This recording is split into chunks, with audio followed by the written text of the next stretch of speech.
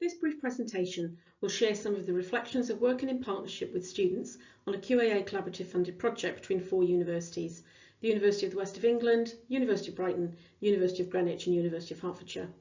Students partnered in different ways throughout the phases of the project, and now that it is completed, the project team have been reflecting on how those partnership working experiences align with ladders of participation frameworks and asked the question, should we be disrupting some of the current thinking in this space?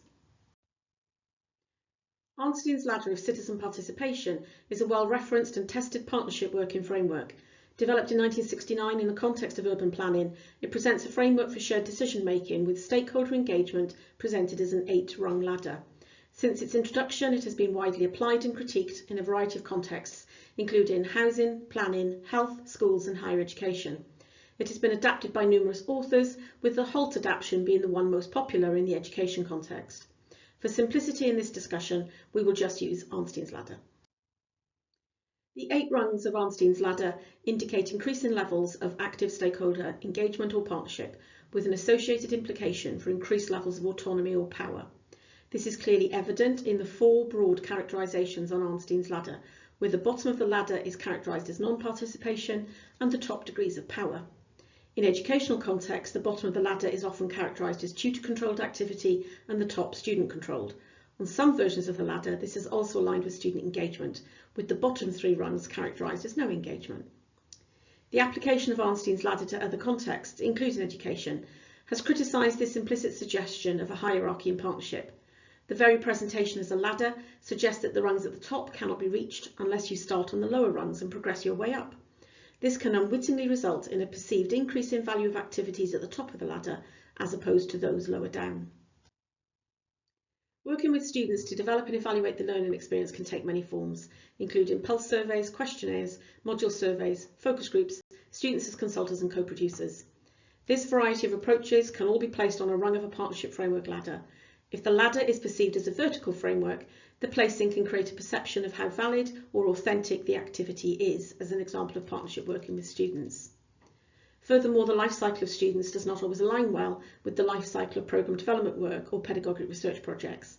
This can create real challenges in terms of consistency of student involvement and/or the ability to work with students through the cycle of ideation of a development project, shaping a plan of work, application if necessary for funding, completing the project and dissemination. Not many students have time during the course of their studies to progress through different forms of partnership. All engagement should therefore be valued and celebrated. In a complex and fast-moving higher education landscape, all forms of working with students have value as part of a holistic, inclusive approach to working with students to shape learning communities. Hence our challenge to push over Arnstein's ladder, thereby disrupting the perception of hierarchical value of different forms of partnering with students.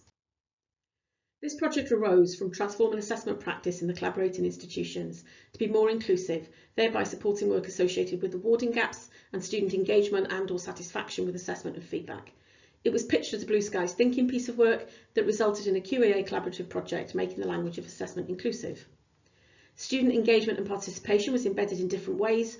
The left-hand side of this slide shows the numbered phases of the project and how the activity aligns with the rungs of Arnstein's ladder of participation. A fundamental aspect of the exploration phase of the project was a staff-student collaborative group at UE brainstorming current assessment practices, the extent to which students felt supported in the assessment process, and suggestions to how this could be improved. The barriers related to the language of assessment was one of the themes to emerge. This led to a project development between the collaborating institutions that included the recruitment of students as co-researchers. Ideally, we would have recruited students to be part of the bid writing team. However, the money to pay them was only available once the bid was successful, which is one of the inherent challenges in student partnership working. During the delivery of the project, we utilised questionnaires and focus groups with different groups of students and run by the student co-researchers.